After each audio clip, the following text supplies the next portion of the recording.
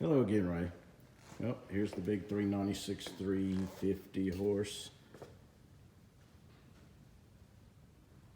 factory AC.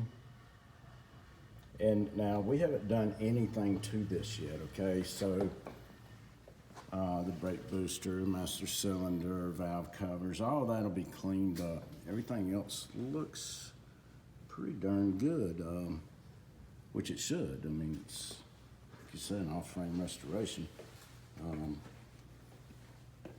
But you know, some of those things like that, that just happens over a little bit of time.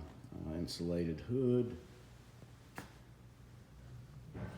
but looks to be all correct. Tower clamps.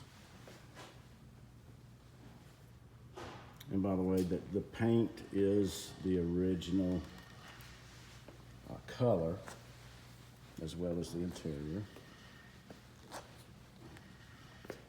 But factory AC is a big deal with this, as you know. All right.